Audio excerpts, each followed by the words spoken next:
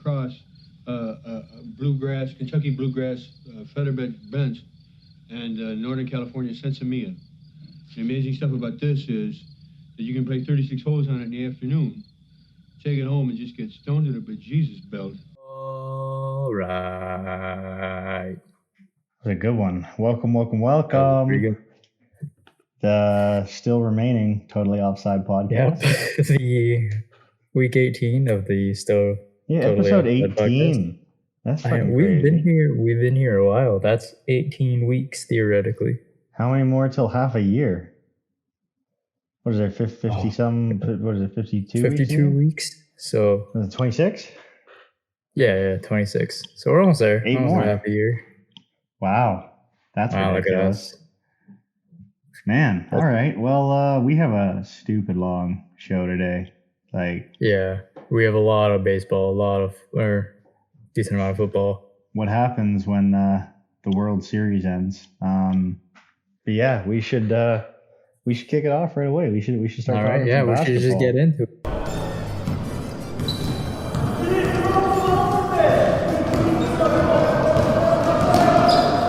I kind of have a type with big men. Starting with the NBA, Milwaukee remains undefeated. They're still 9-0. Damn. They're now 9-0. If they win tonight, they'll be tied for the 6th best start in NBA history. Crazy.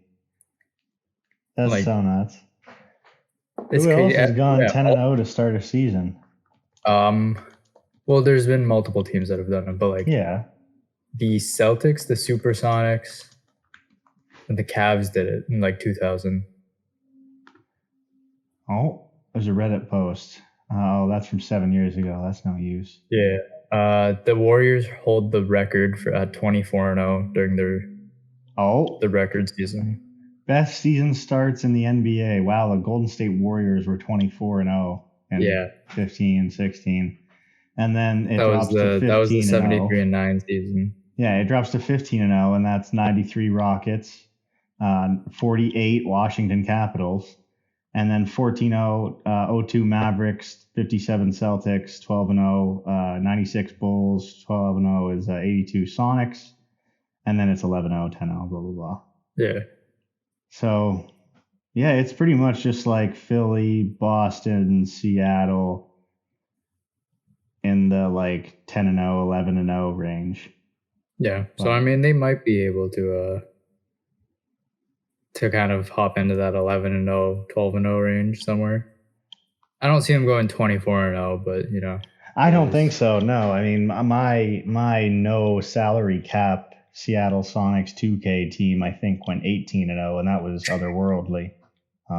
It's crazy, though, that Milwaukee doesn't even have Chris Middleton yet. Oh, right. I didn't even think about that. It's Giannis and Drew right now. It's just Giannis and Drew. That's so nuts, dude. But I mean, that's just who Giannis is, right? Yeah, Milwaukee is looking very much like the title favorites for this year. It's exciting. I'd like to see them go win it and shut all my bullshit up from a couple weeks ago. Go get another chip in Milwaukee. I mean, I'm here for it. Giannis getting 2 chips, I think, is just securing him into the GOAT race. Maybe not putting him as the GOAT, but it's putting him in the race for the GOAT. I think so. Or at least for the best power forward of all time. But Tim Duncan he currently holds that with 5 rings. I guess. So, but at the same time, 2 to 5 rings, and I may be an asshole for saying this, in there, I think your personal stat sheet and awards stands out a lot as well, right? It'd be different if Tim Duncan had 12 rings, but all right, well then, how do you even if compare? He was the Bill Russell of modern NBA. So yeah, that's Milwaukee's kind of going crazy right now. Another team that's going crazy is Cleveland. Since losing to the Raptors in their first game of the season, they've gone on an 8-game win streak. They're now 8-1, currently sitting second in the league behind only Milwaukee. And is anybody else 8-1? No. Okay, just checking. Listen to how crazy this is. This is ridiculous. They are top 10 in points per game, field goal percentage, opponent field goal percentage, opponent 3-point percentage, opponent turnovers per game, and offensive rating. Jesus. They're top 5 in 3-point percentage and free throw percentage. They're top 3 in points allowed per game and defensive rating, and they're first in points differential and net rating. So they're just blowing away anybody who steps up against them. Even though Milwaukee has the best record in the league, I would argue that Cleveland is the best team in the league. This is nuts. You're just one of the best in every offensive statistic. All they did, even defense too. They have the third best defense in the league. Exactly.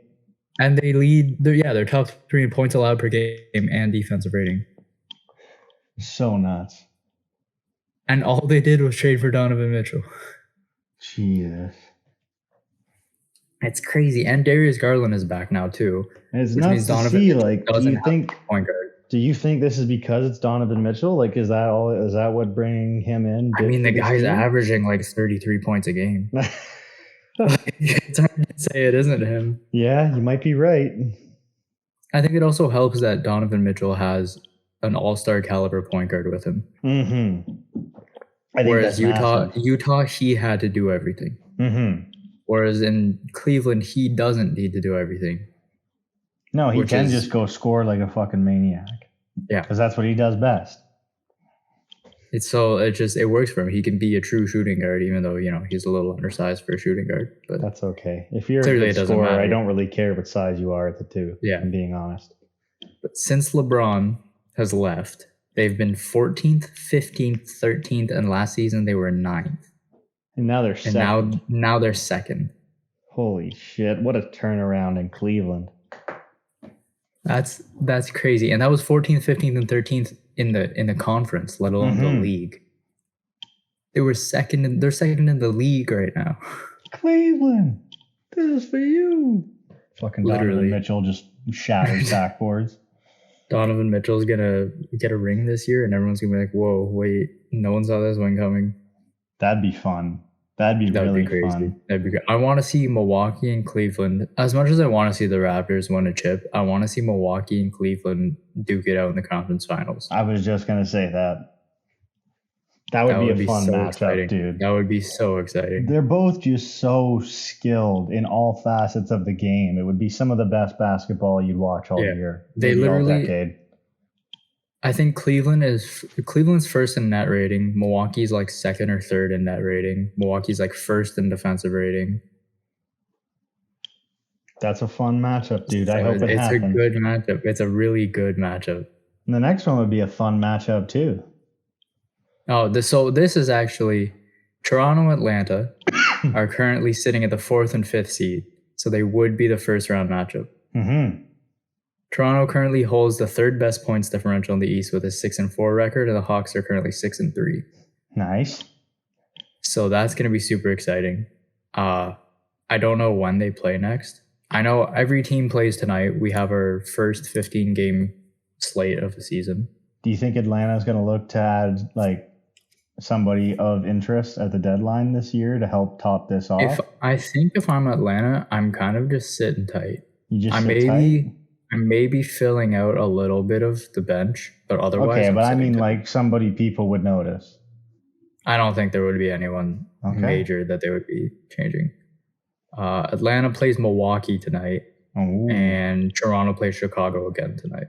Good matchups all around, baby. Yep. So if you're a fan of basketball, just watch, because I guarantee you your favorite team is playing tonight because every team is playing tonight. So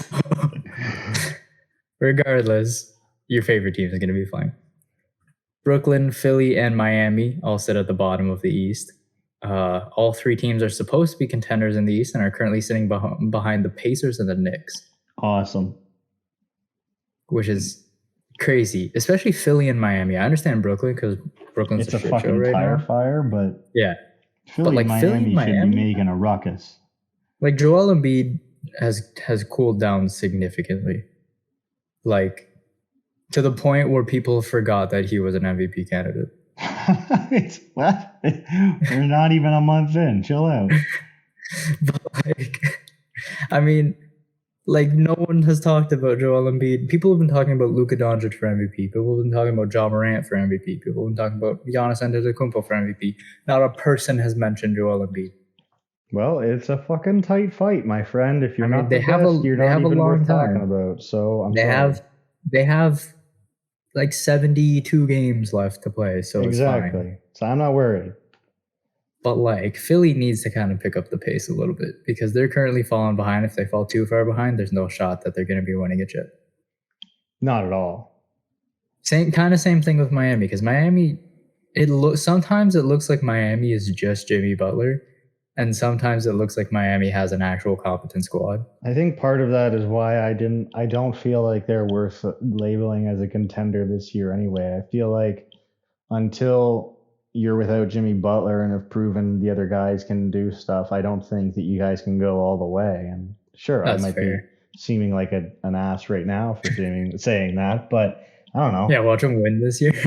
I mean, if they do, that's great, and I think they could. I just don't think Yeah. that you can have that expectation for that No, team. But they no, shouldn't not be at at the all. bottom. They should not be at the No, bottom. there should be a minimum like a top 6 seed in the East. That's why I said both these teams should be making a ruckus for sure. Yeah. Brooklyn, just figure out your internal problems first, and then we'll kind of reevaluate once you guys have solved everything. But so if the season ended right here, right now, the Eastern Conference playoffs would be Milwaukee, Cleveland, Boston, Atlanta, Toronto, Chicago as the top 6. And then New York, Indiana, Brooklyn, and Philadelphia would be the play-in. So it would be New York versus Indiana and Brooklyn versus Philadelphia as the first one. Man, that's too bad because right now I feel like I'd rather have Indiana over Brooklyn or Philly in the playoffs. Yeah. I mean, I want to see Benedict Mathurin in the playoffs. I feel like Benedict Mathurin is going crazy now, him in like playoff mode. Indiana's a first round exit, but it's a good first round series. It's a good first round series. They might cause some problems. Who knows? Going on to the West side now. In the Western Conference, we got Phoenix is still a scorching hot regular season team. I'm not going to say a scorching hot team because we all know how they are in the playoffs. But in the regular season, they are easily the best team in the West right now. Even though another team we're going to talk about is arguably just as good as them, even though they shouldn't be. But despite dropping one game last week, I think Phoenix still sits at the top of the West with a 7-2 record. So like they've quietly, I feel like Phoenix has not been making much noise, but they've quietly been like a crazy team. I don't need you to make noise. I need you to be fucking consistent. The playoffs. No, I don't care about a single thing that happens in Phoenix in the regular season. I really don't. Make the playoffs and then go make the finals, not just competitive, but win them. Like, yeah. Then we'll talk about all of this again because until then, this means nothing. Go get Chris Paul a chip. Yes. Please. He needs one. Well, he deserves one. Make it happen. So now, unfortunately, San Antonio has cooled down. So has Portland. They both kind of come back to earth. Utah has not. Utah is still sky high. Utah is just riding the wave right now. 8-3, baby.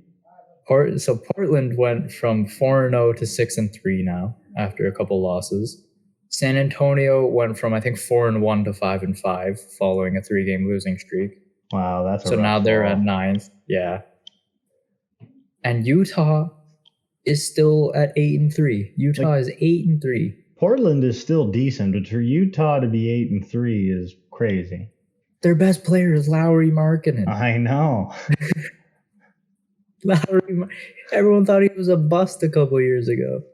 He looked like it, but not anymore. I mean, I would have labeled him a bust a couple years ago. But now he looks like an all-star.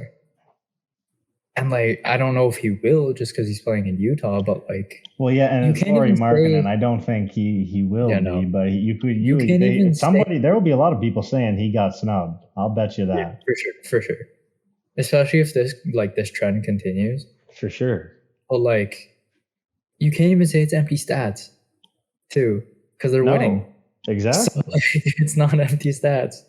He's just literally winning games for them. And it just blows my mind that a team like Utah could be 8-3 right now. Like, I would have been like, oh, they started 4-0, whatever, and then they started losing a bit. But nope. Exactly. Kind of what you expect. Nope, they're 8-3 now. Crazy. I don't even know what to say. Like, they've beat some of the top teams. The power of the shit jersey reigns strong. Yeah, apparently people are gonna start buying these specific Utah jerseys. They better not. They better not. I swear to God. Give them no reason to keep this going. It would be so bad. It would be the worst. It's just going to go down in history. 10 years from now, this is just what everybody's jersey looks like. Oh, that'd be terrible. You wouldn't be able to watch the NBA, my friend. No, that's not. No, I would not. One guy I do want to watch, though, Luka Doncic. Yeah, I don't care what he wears. I'll watch this guy in a fucking Tyrannosaurus Rex costume. I don't care. He's continuing his 30-point game streak. He's now at 8. As Dallas rises from 3-3 to 5-3. And they're currently sitting as the 6th seed in the West. Luka Doncic has not scored under 30 points this season. Love it. I want to see that happen all year. If he goes 82 games. Has that ever been done? No. That's the highest is Wilt. Wilt is at like 65 or something. Wow. I think was his. But other than Wilt is the highest. That's a crazy perspective, man. Yeah. Like, I mean, it shows how dominant Wilt was in his era. It does, but it also shows how dominant as an overall system the NBA is. Like, I don't care how great you are. I don't care how much of an icon you are. You're not going to be that good every game. Literally. I think Steph is 30-something, 20-something. All right. Then he's like the second highest. But that's, it's crazy. He's at 8 right now, and people are like freaking out because it's 8. The fact that 8 games of 30 points per game is crazy. Well, didn't Harden have a stupid stretch of like 40 or 50 point games or something a couple years ago? Yeah, he had a few, I think it was 50-point games. He had like 3 or 4 50-point games in a row or whatever. But even then, like, he had a bunch of them, but they weren't even that consistent because in between there'd be like a 20-point game here or like a, whatever. Yeah. So even then, I don't think it was like 30 consistently for 12 or anything like that. But it's like Luka's putting a consistent, I think he's averaging like 36 or something. I don't know. Like, man. He's averaging. He has no reason not to. He's literally averaging 2K numbes, and he's the 1 and 2 scoring option. So he's arguably the 3 too. That's what I mean. So like, you have no reason not to be this good when you have the talent he does. And it's funny because if the Bucks weren't undefeated right now, I would say Luka would be the MVP favorite. The 5-3 really pulls that argument down, but not by much. Not by much, because individually, Luka Doncic is going crazy. Yeah, and the fact that if they still make the playoffs, then who cares, right? The fact that Jokic could win it as like a 4 seed or a 5th or it was a 3rd or 4th seed, I wouldn't be surprised if Luka could win it as like a 5th or 6th seed. Let's see it, baby. Speaking of existence. If the season ended right here for the Western Conference, playoff teams would be Phoenix, Utah, Memphis, Portland, Denver, and Dallas as your top 6, which is still weird to see Utah at 2. And then your play-in teams would be New Orleans, the Clippers, San Antonio, and Minnesota, with the Lakers and the Warriors sitting at 13th and 14th with 2-7 and 3-7 records respectively. I'm glad the season's not ending today because there would be no point in watching the Western Conference playoff bracket. The fact that the Warriors are terrible this season. Yeah, I've noticed. That's not. And I'm running out of excuses if I'm being honest. The only thing I can think of is that they lost Gary Payton, so they just lost so much like defensive power. But I know you'll say yes, but do you really think Gary Payton is what fucking set them? Actually. Like, you know, how much does that really weigh the scales? Andrew Wiggins cooled down a lot too. He's an X factor for sure. He's an X factor. I would have argued that Gary Payton was an X factor. They don't have Damian man. Lee left for Phoenix now, so that's another scorer that's gone. But Jordan Poole has a lot of weight coming off the bench now. he does. How's he been performing, by the way? Let's take a look. Jordan Poole, how you doing, buddy? He's currently averaging 2.5 less points at 16.5. His 3-point percentage is down. His 2-point percentage is down. His field goal percentage in general is down about 30-40%, or no, not 30-40%, 3 to 4%. Sorry. He's just not playing nearly as good. Yeah, I don't know, man. This is He's turning the ball over more. He's stealing the ball more, but he's turning it over more. He's also getting more assists though, so that makes sense. I don't know. I think it's because he's playing more of a backup role now because he's a six man. It's because Klay's back, right? So right. You're not going to start Jordan Poole over Klay Thompson. You shouldn't. No. I don't think that would. No. So, it makes sense that his numbers are down because he's playing half a minute less a game. Yeah. But I don't know. You're I think down from where you were. It seems like it's year. probably just the way he's being used, not being totally ready for it. Yeah. He's still going to get used to this. Next year, I would expect these numbers improve.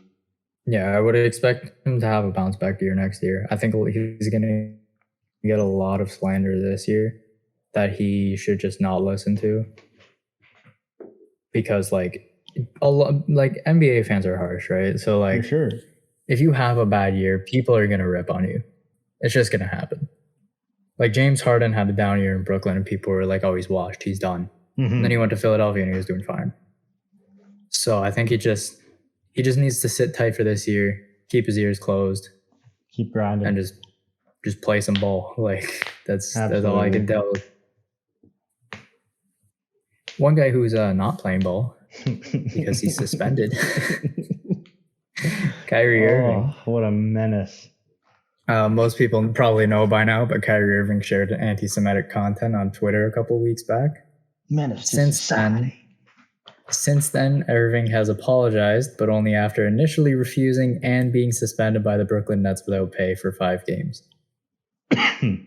Funny. On top of this, Nike suspended the release of his new shoe as well as their partnership with Irving. Irving has been signed to them since 2012. And on top of all of this, Kyrie Irving must complete a list of tasks before going back to play, which is issuing an apology for posting a link to the movie, which kind of got done. It officially got done, but it doesn't you wouldn't feel say genuine. His heart was in it. No, it felt very forced. He must complete the anti-hate causes that Irving, the Nets, and the Anti-Defamation League have agreed on, including a $500,000 donation towards organizations that work to eradicate hate and intolerance in communities. Good. Sensitivity training, anti-Semitic training. I didn't know anti-Semitic training was something in particular. Yeah, I didn't know it was separate from sensitivity training. That's impressive. Meet with representatives of the Anti-Defamation League and Jewish community leaders in Brooklyn. And then after completing all of this, he has to meet with the owner to demonstrate the lessons that he learned. Put on a fucking Prezi, my friend. And this is all within the Nets organization. This isn't even what the NBA is going to do to him. Good. So, good. There's a lot. That should be what is done. This is perfect. The training, you have to meet all of this. Donations. I would expect the league to add volunteer hours to this, as you know what I mean, everything positive we can reasonably ask you to do, we should be asking you to do, because same thing with Kanye right now. I appreciate the action that's being taken, that companies aren't just sweeping this under the rug anymore, because you don't deserve to get away with this kind of stuff anymore. Kanye, he doesn't own any of his shoe designs other than like a couple and nothings and some high heels or something. So like they're taking everything away. Your bone that they ruined it. Like you know what I mean? Like that's what you deserve. You don't deserve to keep your multi-billion-dollar corporations or $100 million contracts. You should have to do these types of things because if the top celebrity athlete can get away with something like this, then anybody can. And that's not the example that should be put forward. Yeah, so I think Adam Silver still has to meet with him in person. The principal will see you now. And then additionally onto Nets controversy. The fact that they're hiring Ime Udoka doesn't look very good. Yeah, why would you do that? So I think there's rumors are going around that they're reconsidering hiring him. Well, that you should have put that one under your pillow and been like, yeah, we'll sleep on that one for a week or two, because not exactly the guy who you're going to bring in terms of like an image redesign. You know what I mean? Especially if you're condemning Kyrie for all of this stuff, and then you're going around being like, okay, but this guy who cheated on his wife. Yeah, workplace adultery and borderline harassment. Yeah, no, we'll endure that. That's fine. Well, that's okay. That's not a good look for you guys, Brooklyn. We'll give you a fresh contract. Yeah. I mean, the organization has never really been the poster boy of the NBA in terms of how it maintains itself. I would argue that no franchise in the NBA has been the poster boy of what you should do when players fuck up. But no, absolutely not. But yeah, Brooklyn needs to kind of take a step back and look at themselves and just kind of see what's going on. Yeah, man. Because this is a mess. I don't know really what else to say about Brooklyn. The Nets aren't going to be good. I don't think it's ever going to work out. They should just blow the team up now, and they just should literally be garbage. Now your back's in a corner.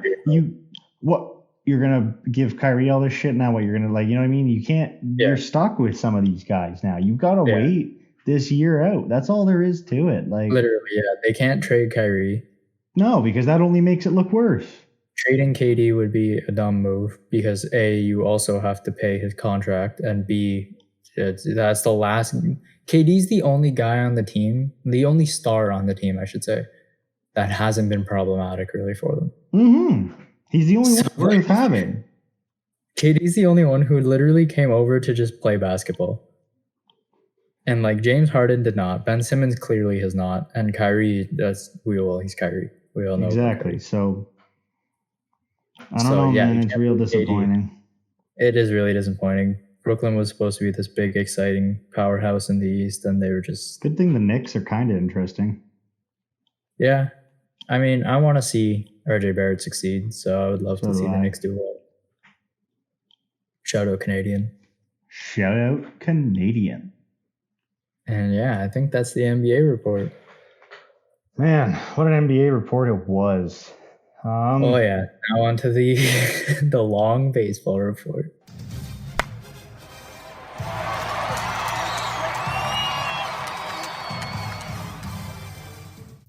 You trying to say Jesus Christ can't hit a curveball? Jesus Christ. Yeah, I apologize in advance if you don't like baseball, but if you don't like baseball, you probably shouldn't be listening to this. World Series recap. If you don't know, the World Series has come to a conclusion. Astros ended up winning in 6 games, so I guess congratulations to Houston. And that one guy who won $125,000.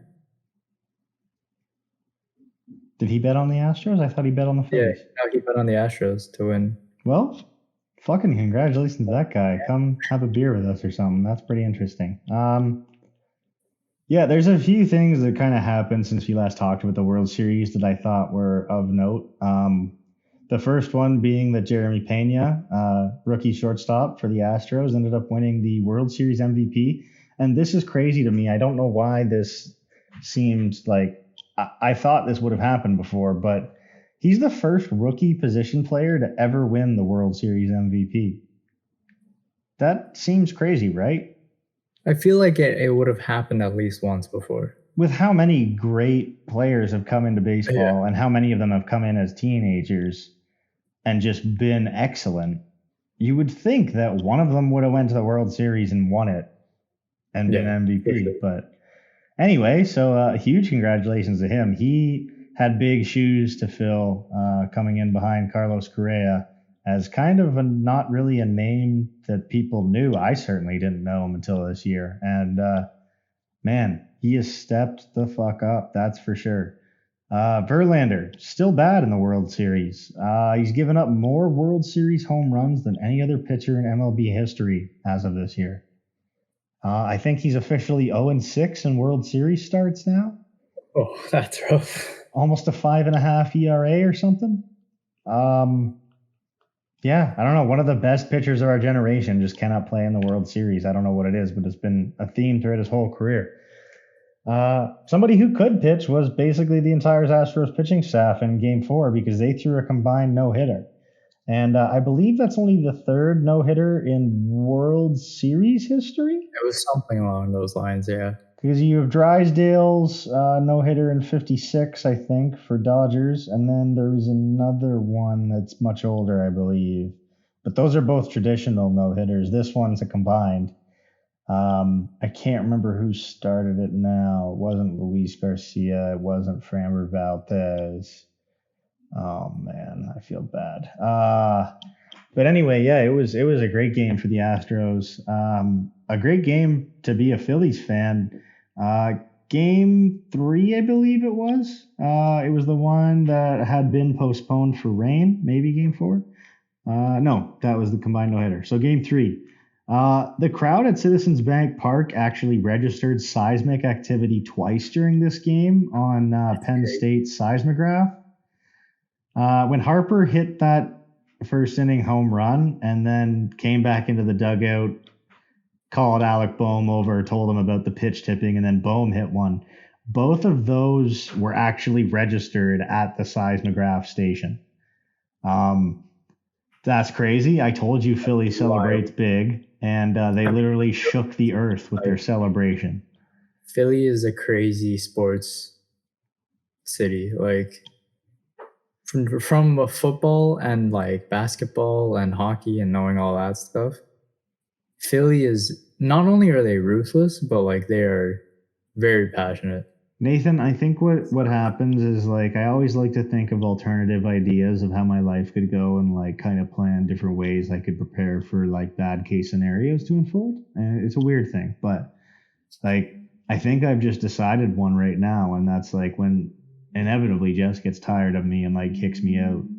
I might just like sell on my life and then move to Philly, live on cheesesteaks, and just become like an uber Philly sports fan because that seems like the best culture to be a part of.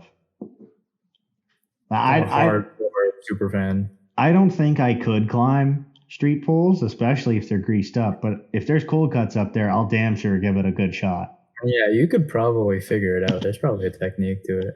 Well, and I mean this too. Like Reese Hoskins' wife was buying beers for people in the concourse during that same game. Like she was just up at the beer stand. Yeah, you hang out. She was just there. Like, "Hey, can I buy your beers?" Like, yeah, fuck yeah, sweet, right on. Let's get a picture. Like, so yeah, man. I don't know. Maybe that's my like deadbeat alternative life is just Philly sports fan.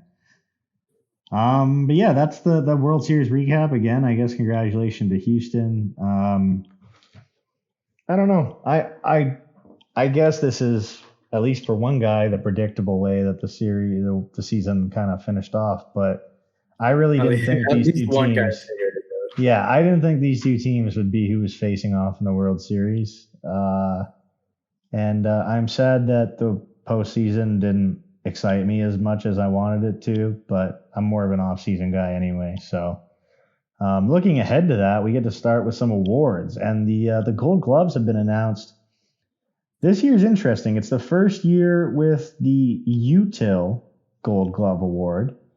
And there was also a lot of surprises, not as many as last year, but we'll get started with the NL. Catcher, JT Realmuto. He led all NL catchers with 11 defensive runs saved. He had a 44% caught stealing rate, which I think was top 2 in the league. And he's the first Phillies player to receive the award since shortstop Jimmy Rollins in 2012. So congratulations, JT Realmuto. First baseman, Christian Walker from Arizona. He led all MLB first basemen with 17 defensive runs saved and 14 outs above average. And I know defensive metrics in baseball are bullshit, but both of those numbers are absolutely crazy. Brendan Rodgers at second base for Colorado won the Gold Glove. He led all MLB second basemen in defensive runs saved with 22, and he was only the second in the league behind Ke'Bryan Hayes with 24, who Ke'Bryan Hayes is like, if any team could prototype a defensive player, they'd prototype Ke'Bryan Hayes. Probably Ke'Bryan Hayes. Shortstop, Dansby Swanson from Atlanta, big free agent this year. He led all NL players with 21 outs above average, and it was an increase of 19 from his total last year. Dansby Swanson's been a decent defender most of his career, but this year he literally took it to a level we didn't know existed. A guy who's been doing that for a decade now, third base, Nolan Arenado, St. Louis.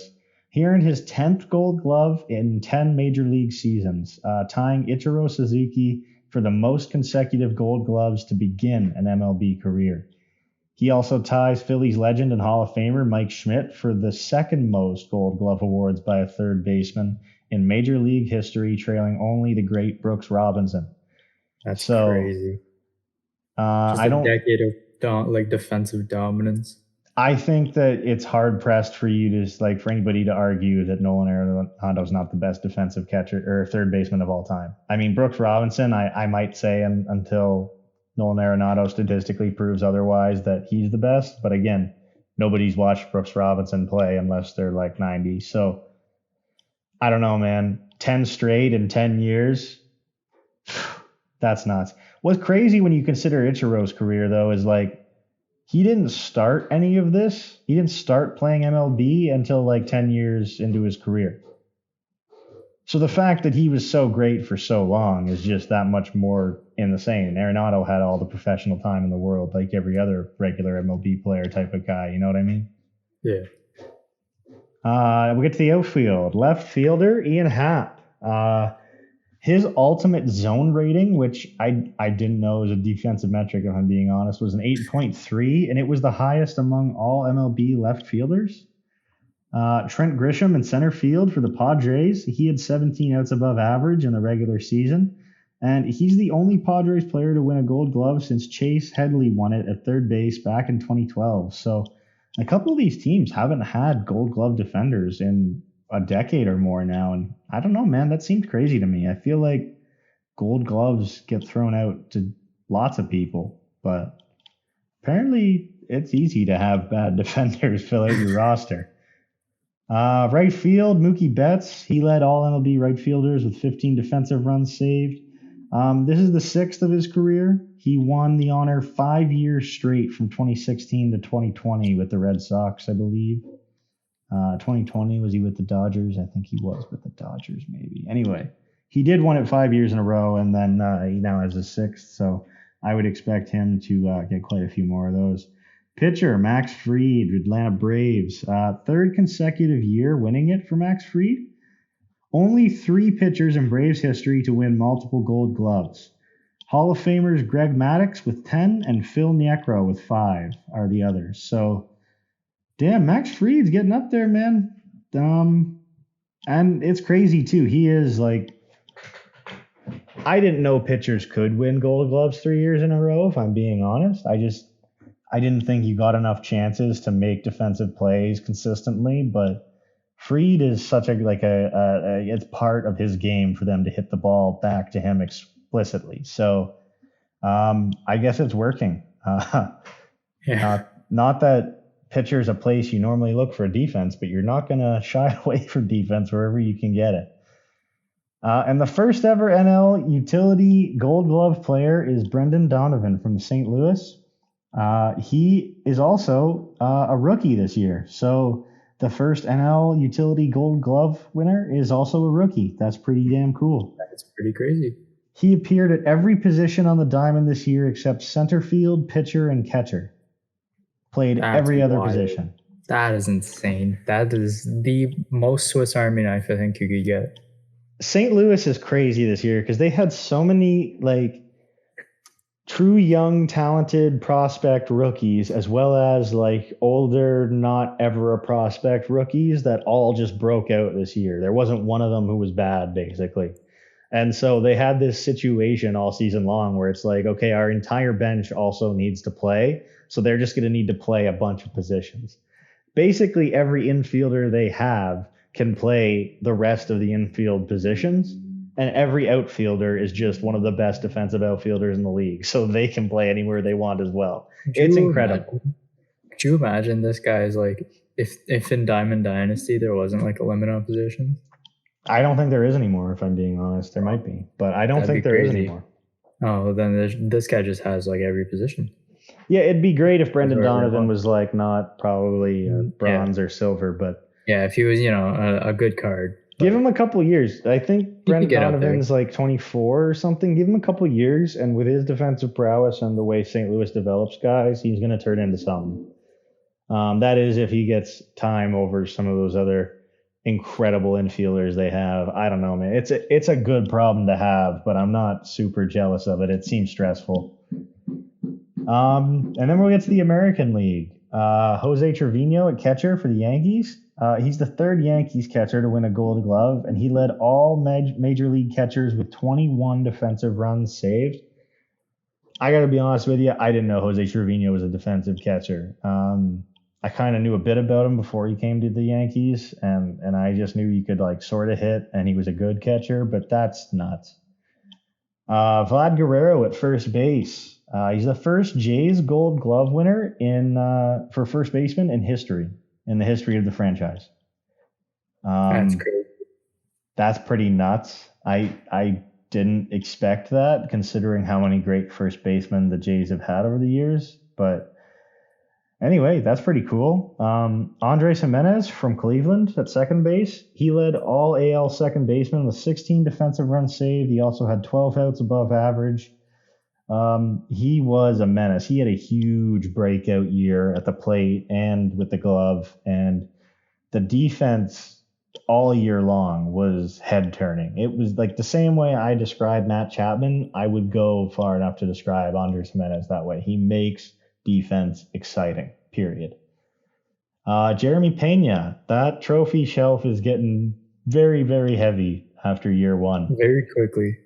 ALCS MVP, I forgot to mention, as well as World Series MVP, Rookie of the Year in the American League, and shortstop Gold Glove. I honestly think he has a case potentially for Silver Slugger voting, but I don't think he wins it. He finished the regular season tied with Miguel Rojas for the most defensive runs saved among MLB shortstops with 15, and he's the first Astros rookie to win a Gold Glove. The third player in their franchise to win one at shortstop, including the guy he replaced, Carlos Correa. Third baseman, Ramon Urias from Baltimore. And a lot of people are saying Matt Chapman got snubbed. I don't know if I believe that to be true or not. I think maybe. But Ramon Urias had a stellar year at third base. He's the first Oriole to win a Gold Glove since Manny Machado, who also won one at third base.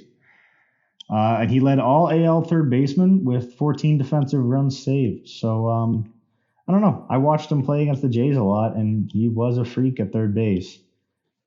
Stephen Kwan in left field for Cleveland. This is the first time two Cleveland outfielders won the Gold Glove in the same year, as I'll get to the next outfielder. Kwan led all MLB left fielders with 21 defensive runs saved, 10 outs above average, and he's the first rookie to win a Gold Glove for Cleveland again, ever in franchise history. So that's pretty cool. First time winners. Center field, his teammate Miles Straw, he led all MLB center fielders with an ultimate zone rating of 8.0. He also led AL center fielders with 13 outs above average, so that's pretty huge. Right field, Kyle Tucker from the Astros led all AL right fielders with 13 defensive runs saved. Pitcher Shane Bieber is the first pitcher in Cleveland history to win a Gold Glove, and so with that, Cleveland has set a franchise record with 4 Gold Glove winners in the same year. The previous high was 3, set in 2000 when they had Robbie Alomar, Omar Vizquel, and Travis Fryman at third base, all win one. Two of those guys were pretty decent Blue Jays, actually. And then the first American League utility Gold Glove winner, and I like this one a lot, DJ LeMahieu from the Yankees. He was limited to 125 games because of injury, but he saw significant time at first base, second base, and third base. And his outs above average, which was only 2 at first and second, and then 4 at third, ranked him 11th among all MLB third basemen. So you don't have to put up crazy high numbers to be rated defensively very well. You just got to be versatile. Just be good enough. Well, DJ LeMahieu is a Gold Glove winner at second base a few times with Colorado. This is his 4th. Yeah, he hasn't won one since 2018. Sorry, but he's a stellar defender. So yeah, I'm not surprised that this award went to him. I feel like he was kind of made for this award. But yeah, that wraps up the Gold Glove winners. Holy shit, we are running along in time. Wow, I've got a lot of baseball left to get to here. There is quite a lot of baseball, yes. All right, I'm going to try and get through this as fast as I can. Nathan, we don't have to cover every one of these guys' names, but I did have a bit of an MLB free agency preview. MLB.com has put out a list of this year's free agents by position, so if you're interested, go there, check that out. Go look at that, yeah. Are there any notable ones you would say? I will. I'll go through a few. I have the top 5 available from each position here, and it's not separated by league.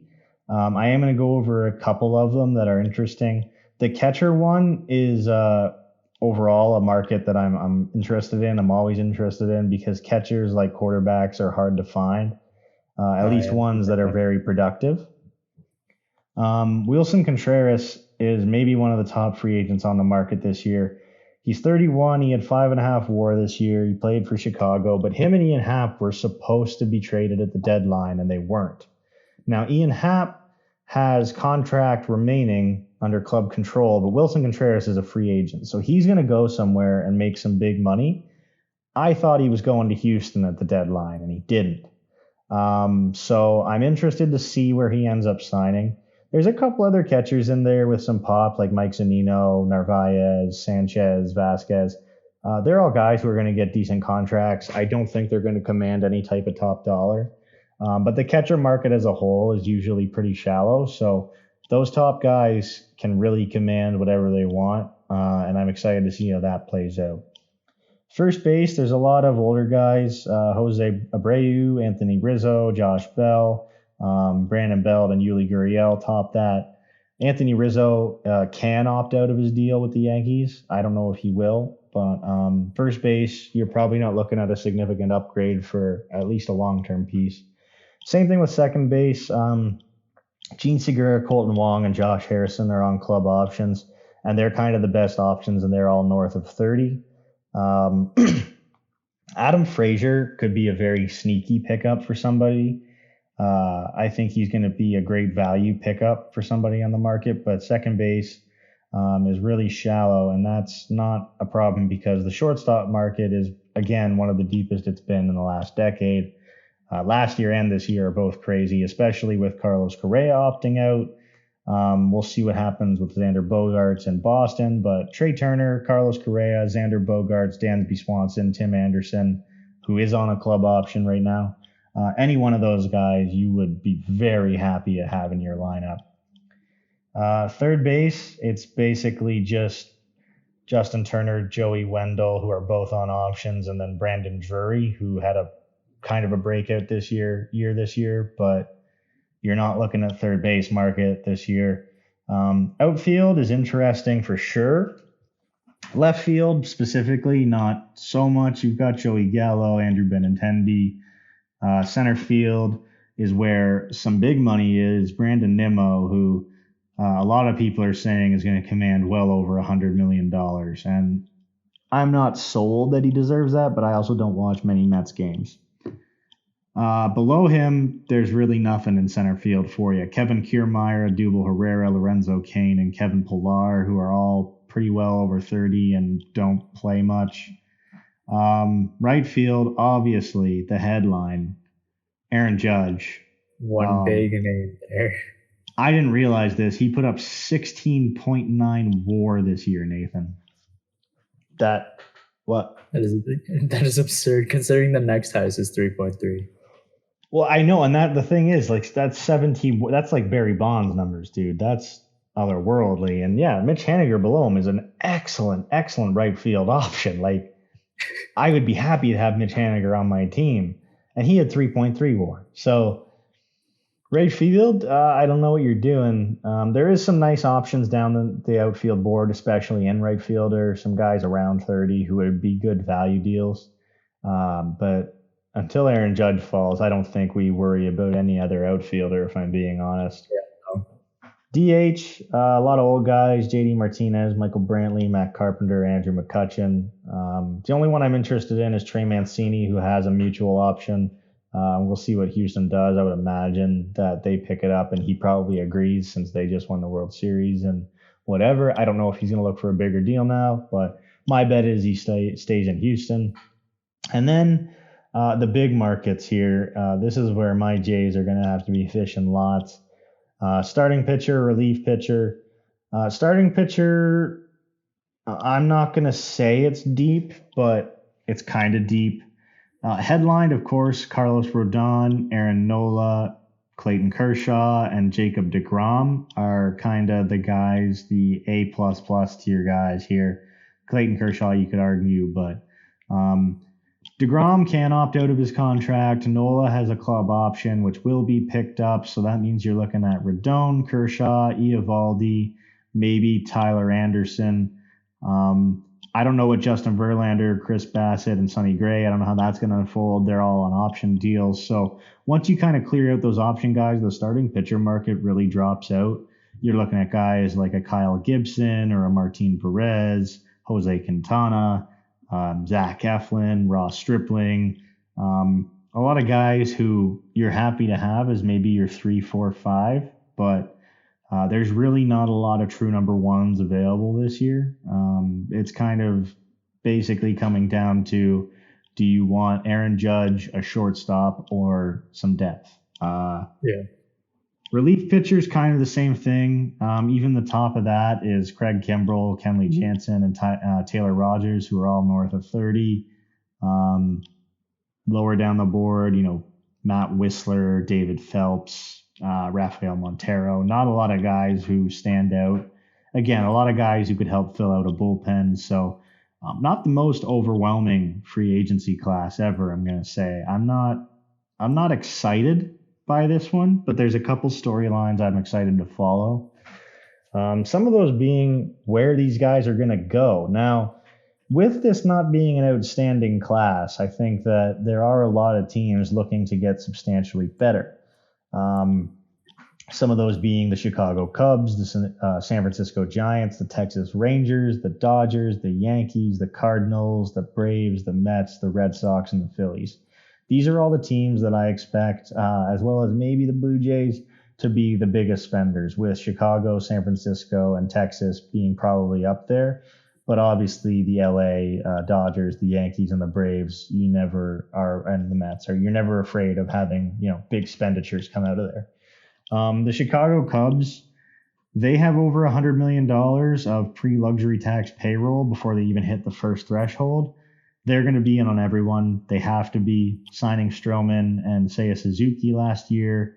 If they do want to extend Wilson Contreras, which I don't think they will, there's some pieces there that show they're still ready to not be rebuilding.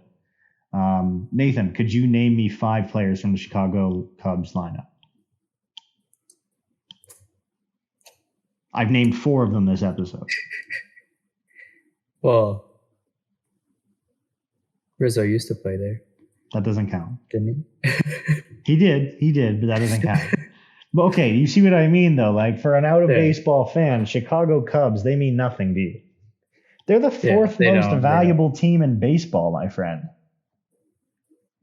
And you can't even hardly name their lineup. So No, because they don't have any there's nobody there who really matters, right? No, there's no huge names. Ian Happ is big, and he's been under the radar for so long that most people out of baseball don't know who he is. And everybody else who's there is kind of like an older player who hit, or like kind of not a prospect who's working out. I mean, there's not a lot of names there to recognize. And if you're the Chicago Cubs, you've got a rival in town. You're one of the oldest, most historic franchises. You want to matter. You want a headliner at least. You don't want another 100-year World Series drought, is what I'm saying. So I'm expecting them to spend a lot of that money. San Francisco Giants are kind of the same. Their 2021, the big year that they had, it's kind of looking like an outlier. They've already been connected to Aaron Judge, the whole California kid thing, blah, blah, blah. But even if they are able to acquire an all-star, maybe not Aaron Judge, an all-star or two, I think that they won't stop there. They're going to go and try to get young talent, because for so long now it's been old guys that were taking a flyer on, and they've really paid off. But you can't win the World Series on one-year veterans who are paying off. It's not a formula that's going to pay off long term. It's not a very good strategy when it comes to building a team. Not at all. In any sport, really. No. It's fun for the fans, and it might help you round out your bench or something, but it's not a way that you win the playoffs. Yeah, no. And the other biggest spender I believe there's going to be is the Texas Rangers, which is crazy because they spent $500 million last year. They still have over $130 million of space before arriving at the first competitive tax threshold. That's crazy. So they can go get 2 or 3 more all-stars, as well as some better depth options, totally revise this team and still be under the luxury tax. And that is absurd. I think such a high luxury tax. I know it. That's why I love baseball, man. You got money to spend, but Texas, man, you got money to spend. You got Marcus Semien and Corey Seager for $500 million last year, and you can still just go throw money around to get 1 or 2 starting pitchers who really matter in your rotation, a couple bullpen pieces, an infielder and an outfielder, and 3 of those guys can be all-star calibers, and you can afford that without a doubt. So those 3 teams, I'm hoping, are going to be the biggest spenders. I'd like to see these 3 teams be better. It would make their divisions much more fun to watch. As I said earlier, there's a couple other teams, the Dodgers, the Yankees, etc., who are going to obviously be spending big. Dave Dombrowski's not afraid to make the big move. The Mets and Steve Cohen are totally unafraid of any luxury tax payroll issue. These guys are going to all be in on the big ones. So if you are hoping for a big free agent and you're not one of these teams, a fan of one of these teams, expect to be fighting against them. But I think that there are a couple wild card spenders who could be in the mix. Baltimore, San Diego, and Cleveland are all franchises who have expectations, sort of. Have kind I feel of. like San Diego has pretty high expectations. I only have San Diego here because they have Juan Soto. They're going to sign him to an extension. Outside of that, I don't know how much more they're able or willing to do. But AJ Preller is a lunatic, so he'll do anything. So who knows?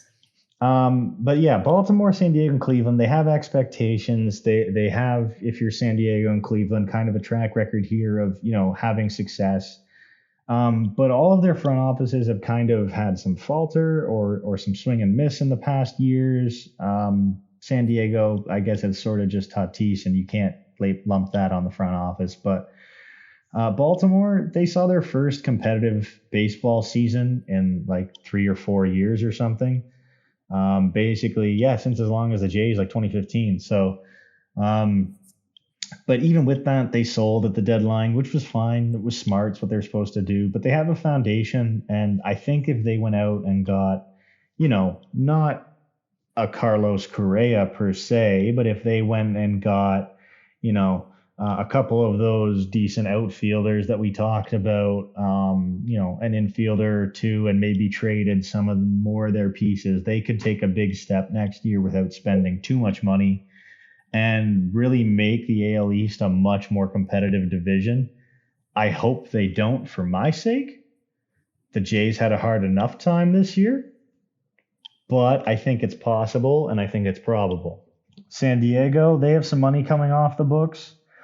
Like I said, AJ Preller's always on the move with stuff, and ownership has expressed its willingness to spend aggressively until the franchise wins its first ring. So like I said, a lot of that is Juan Soto extension, but around that, they're not afraid to fill in the gaps where they need to fill in the gaps. And Cleveland, they're a front office who's known for being conservative with spending.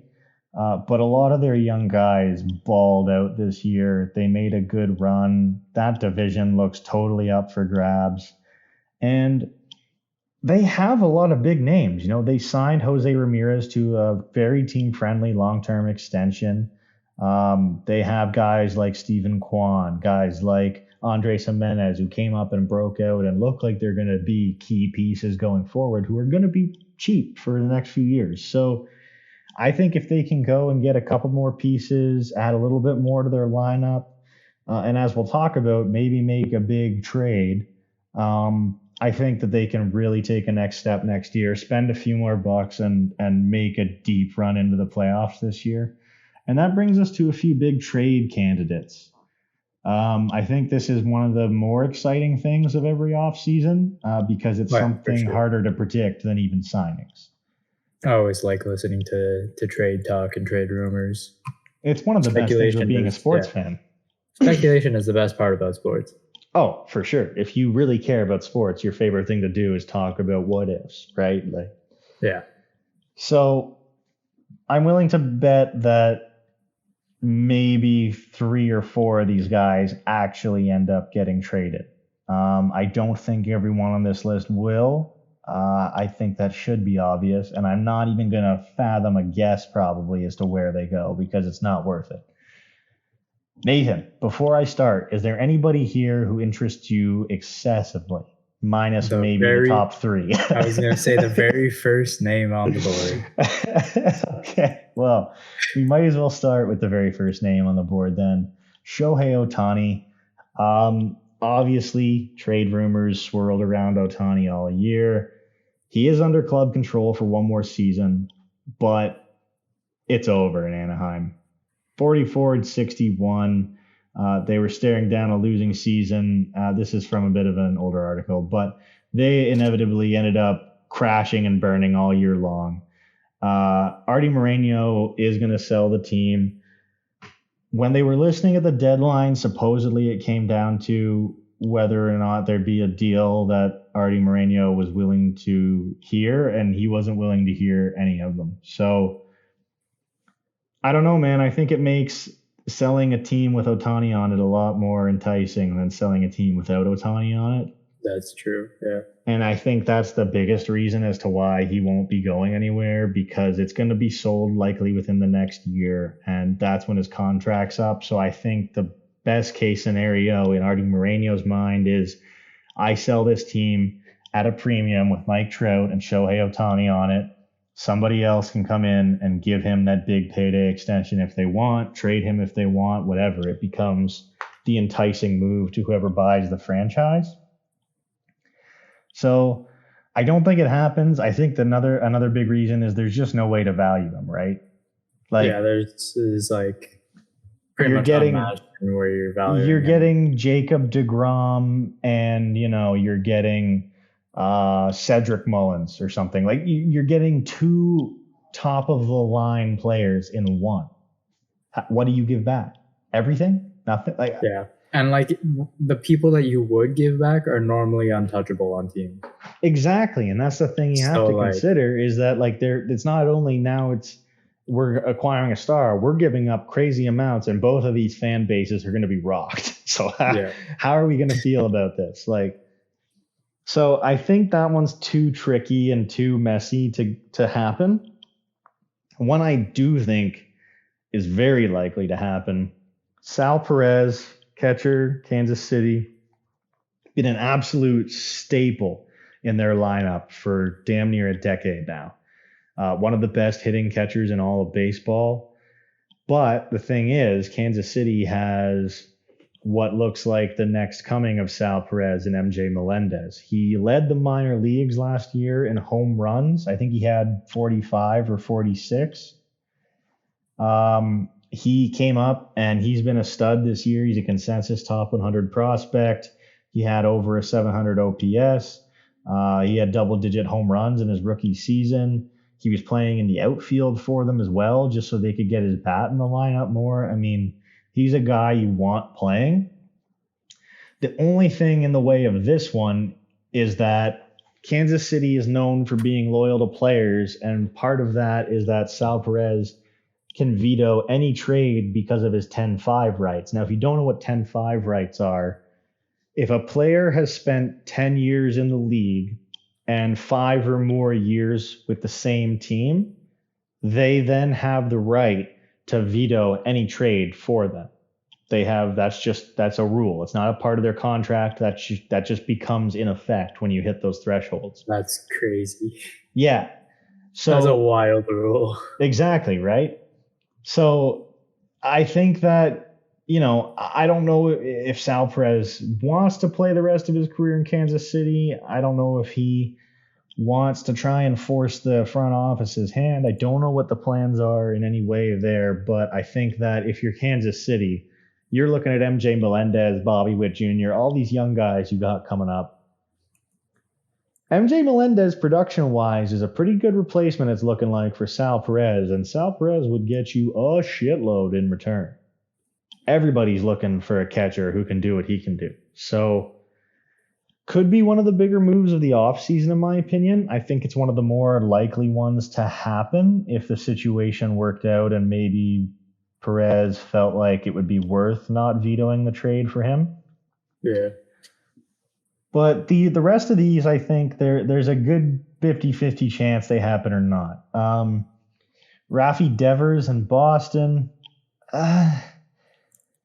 They're worried about they're worried about Xander Bogaerts this year. You just got Trevor Story in. Chris Sale's still getting paid. Eric Hosmer you took on. I don't think you're willing to punt on Rafi Devers. They were working on a deal that was a serious underpay. I think it was in $160 million range for a number of years, and it was ridiculous. He's a multi-time all-star. It seemed ridiculous that he would take that big of a pay cut. And with Austin Riley's 10-year, $200+ million contract that was relatively team-friendly for what it is, Devers is going to get paid, if not that, more than that. So it might work. It might not. If it doesn't, they move him for a shitload, but I think he probably stays. Brian Reynolds, a guy I think should be moved. He is signed to a cheap deal. He's been an all-star, but Pittsburgh's not known for giving out money. Their biggest deal is the $70 million they gave Brian Hayes over 7 or 8 years this year. And although they can afford him and hold on to him and kind of see how things go next year, man, there's a lot of people clamoring for Brian Reynolds. He's a really valuable asset, and I think some offers this year could really entice Pittsburgh. Blake Snell and Ian Happ I included, but I think the more I think about it, it's less likely that they end up getting traded. I think they're both going to end up finding a clear-cut path to making their team's rosters because of some other departures and free agency, some other trades that they might make. I think both those guys stay. The other two that I'm pretty sure are going to be on the move, Shane Bieber from Cleveland. It could be a thing. They've talked about shopping him before. It's his second trip through arbitration, so he's probably looking to make in the $12 to $15 million range. And I think he's making 6 right now, and that's already one of the second highest figure on their payroll. So for a team who doesn't love to pay, I think this is a guy who maybe they're just looking to get off the books soon. But at the end of the day, it's Shane Bieber. And although he's not the ace he once was, he's still a valuable asset. He's still a valuable piece in your rotation. He can still help you win a World Series. And there's still time, I think, if you want to work out maybe not a super crazy extension, that could happen. I think he might be interested in that, seeing how the team's going and how likely it is that their division is clear for them to take.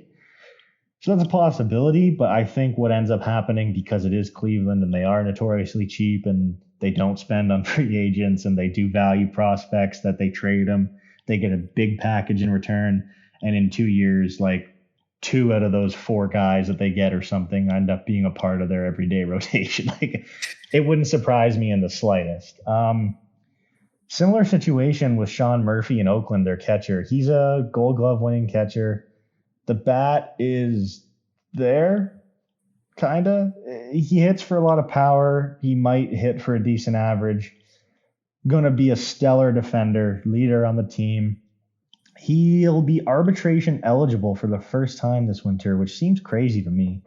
So his salary is going to go way up, and Oakland does not pay for players. That's just not a thing they do. There's not really a reason for this trade not to happen because the A's have Shea Langeliers and Tyler Soderstrom waiting behind Murphy, and they're both looking like potentially generational talent catchers.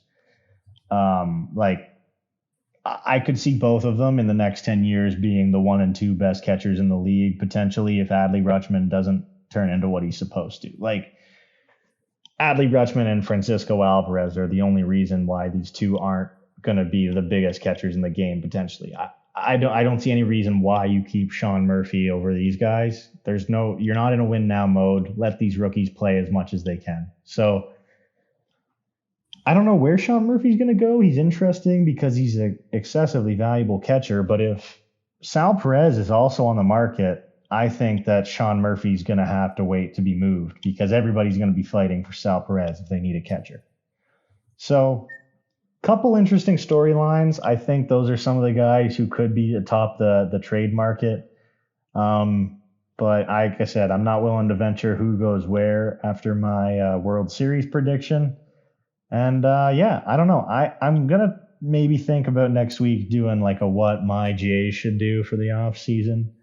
But I'd be excited to hear like what everybody thinks their team should do. So for sure, let me know if you have any ideas or things you want, or if you're a Jays fan, let me know what you want the Jays to do. But I think it's going to be an interesting off season. I don't think it's going to be the craziest off season. We'll see how wild trades get, but I don't know, Nathan. I know you don't really know or care, but do you have anything that you want to happen this year? Do you have any teams you want to be really good? I just want big moves, man. You just want headlines. I want headlines. I want shuffles. I want this man roots retooling of rosters. Of course I do.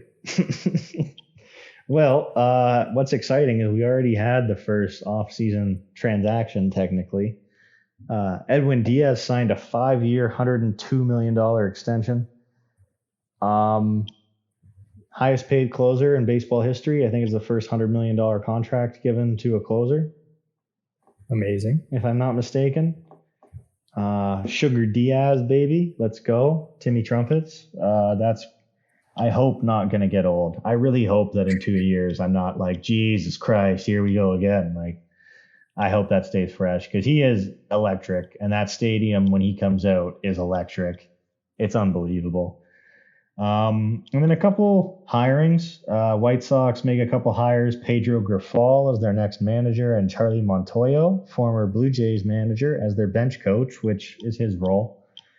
And St. Louis legend, Hall of Famer. His son got drafted first overall this year. Matt Holliday gets hired by St. Louis Cardinals as a bench coach. So exciting to see him back in St. Louis. That city just loves their veteran legends, don't they? Man, like Yachty, Pujols, and Wainwright victory lap last year. Waino's back next year, so they're like, all right, we need somebody else. Let's go get one of the all-time legends of the franchise, Matt Holliday, who, pretty sure, maybe, potentially, by the way, Canadian shout-out. We better check that out right now. Confirm that right now, yeah. Nope. Holiday. Stillwater, Oklahoma, United States. My bad. Unfortunate. My bad. Okay. Well, Shout out yeah. St. Louis legend then. Yeah. That's baseball, my friends. That's baseball. Jesus Christ, where are we at? Football. I don't know if we do. can I speed run football? Is it possible? Like I can do football in 10 minutes.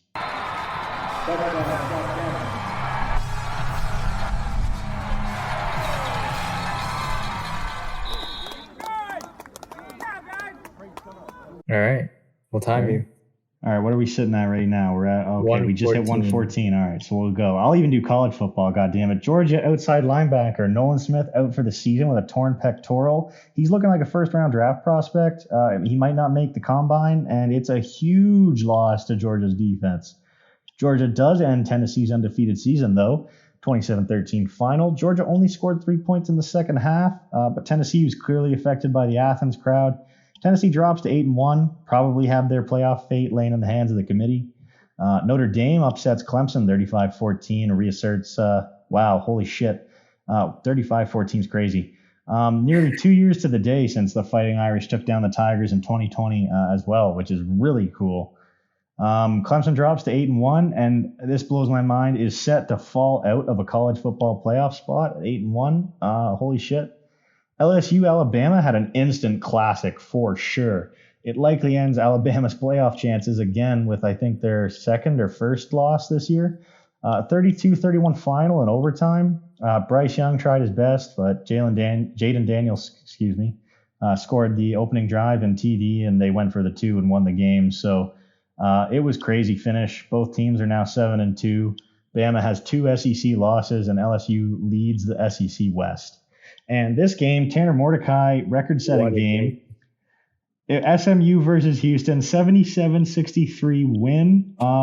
Through 9 touchdown passes, he finished 28 for 37, 379 yards. Only 9 touchdowns, no interceptions. Officially the highest scoring game in football, FBS history. Houston's Clayton Tune went 36 for 53 with over 500 yards, 7 touchdowns, and 3 interceptions. And that's just an absolutely ridiculous game. I don't even know how you watch that. It's a basketball score. Yeah, I don't know. That was nuts. 9 TD passes, most in FBS since 2000, joining the man, Case Keenum, and Anthony Gordon. And Mordecai only had 16 TD passes this season before this game. So totally, that's what you're playing Madden on rookie. It's not even fun. Literally, they're just throwing balls up and hoping people catch them. Oh man, I'm so sad we have to do this one fast. This is so sad. Ray Guy, the only punter in the Hall of Fame, has died at 72. It's really unfortunate. He's a 3-time All-Pro, 7-time Pro Bowler. He had 14 seasons with the Raiders from 73 to 86. And without a doubt, the greatest punter of his era, probably the best of all time. He led the NFL in yards per punt in 3 seasons. He was a first-round pick in 73. He won 3 Super Bowls with the Raiders. He was a Hall of Famer in 2014, and the Ray Guy Award is given to the nation's top college punter every year. I know punters don't get a lot of appreciation, and most people don't even realize that there's really stats for them. But if you look up Ray Guy and look at his football stats, you will be blown away. Colts fire head coach Frank Reich happened right before we recorded. Bucks snapped their 4-game losing streak, and the Lions intercepted Aaron Rodgers 3 times to end their losing streak. I do have a couple points here before we get to a shitload of transactions. Jets upset the Bills 20-17. Joe Mixon scored 5 touchdowns in a 42-21 win over the Panthers. The Bengals had more points, 35, than the Panthers had yards, 32, in the first half of the game. And Joe Mixon had 153 yards and 4 touchdowns on the ground with 58 yards and a touchdown in the air. He only had 2 rushing touchdowns all season, so he decided to set a franchise record, by the way, and up his touchdown total on the year. Eagles remain undefeated at 8-0. It's the first 8-0 start in Eagles history, and they host Washington next, so it's going to be the first 9-0 start in Eagles history. And now we have just an absolute plethora of holy shit NFL transactions. Good God, Nathan, this is ridiculous. There are quite a few there, yeah. Rashad Bateman, season-ending foot surgery. He's a Baltimore wide receiver. He was averaging 19 yards per reception. That's huge for them. Ravens acquire linebacker Roquan Smith from the Bears for a second and a fifth. He's a 2018 eighth overall pick, second team All-Pro the last 2 years. He hasn't missed a game since 2020. And the Bears are apparently selling off their defense because they got rid of Quinn and now Smith. So their linebacking core is just gone. Vikings acquired TJ Hawkinson from the Lions, which is huge. For a 2, a 3, and a 4. They're split across 2 years. He was the eighth overall pick as well, but a year after Roquan Smith in 2019. And he has had some injury-riddled seasons, but he was a Pro Bowler in 2020. And good God, Kirk Cousins dotting him up. He could turn into like an all-pro menace before next year. Bears acquired Chase Claypool from Pittsburgh for a second-round pick, so clearly not their next quarterback, as Nathan pointed out to me. Yeah, it's unfortunate. He looked like a big part of their future. He was drafted 49th overall in 2020, but I'm super psyched to see him play in Chicago because Fields needs weapons really badly, and Chase Claypool needs to see his usage go way up. Dude, we could be talking about the Justin Fields Chase Claypool connection into the playoffs this year. Maybe they'll throw. Maybe they'll throw the ball. Yeah. We're not going to have to worry about Justin Fields having less than 10 throwing attempts for the rest of the season. Hopefully. Steelers acquire William Jackson III from the Commanders. He's a cornerback. They swapped some late round picks. He's 30. He requested a trade. They were going to release him that day if a deal wasn't reached, actually. He was strong 2020 in Cincy, but he didn't fit in Washington. Just kind of what happened. Dolphins acquired Bradley Chubb. He's a linebacker from Denver in exchange for Chase Edmonton's, the 49ers first rounder and a fourth rounder. The Dolphins also got a fifth rounder back. Bradley Chubb's a former fifth overall pick, and he's expected to work out a long-term deal with Miami. The Dolphins defense just took a massive leap, and the Broncos are replenishing some of their draft capital after the Russell Wilson trade. So big win on both sides.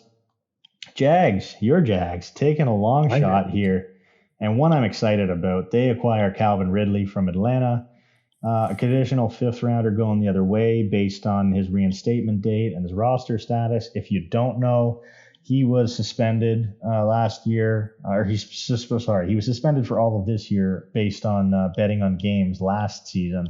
He's 27.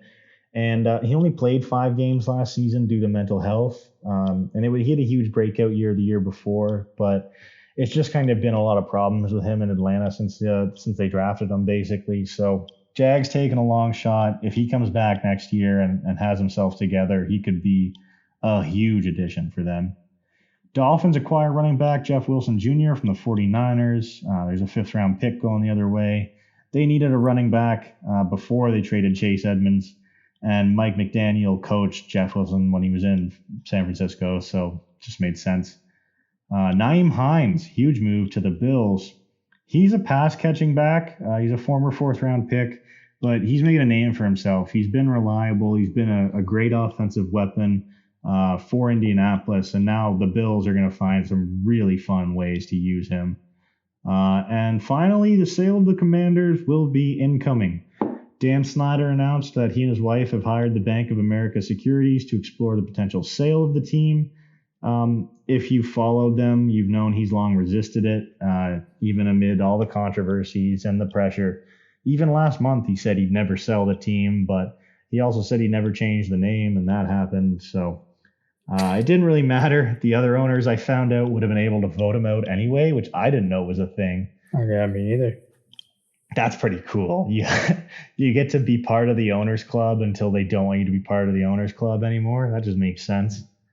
And he hasn't declared that they'll publicly be sold yet, but you don't hire the Bank of America Securities to venture like what it would be like to sell the team if you're not going to sell the team. They don't exactly do that for free. So I don't know, man. I don't know what's going to happen in Washington, but we got the Commanders up for sale. The Angels are going up for sale.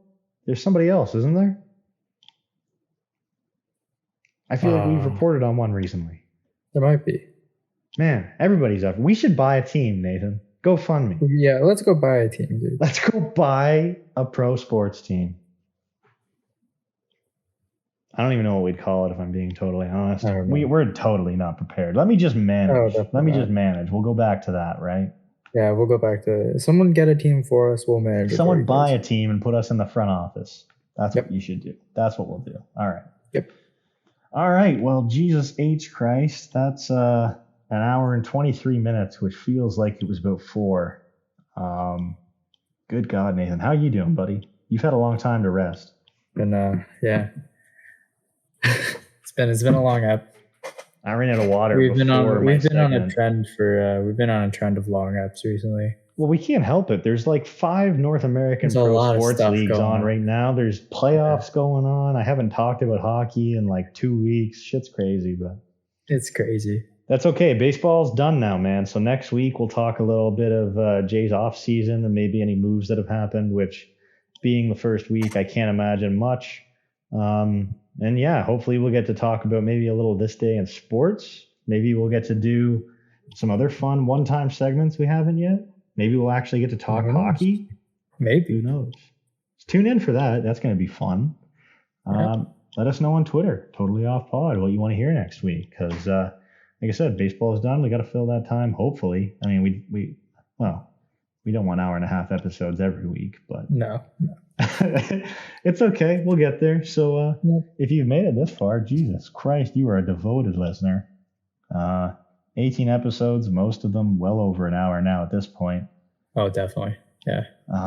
Yeah. So again, thanks for listening. Damn near 6 months. We're hoping you're going to keep listening all the way there with us. And yeah, like Nathan said, thank you very much.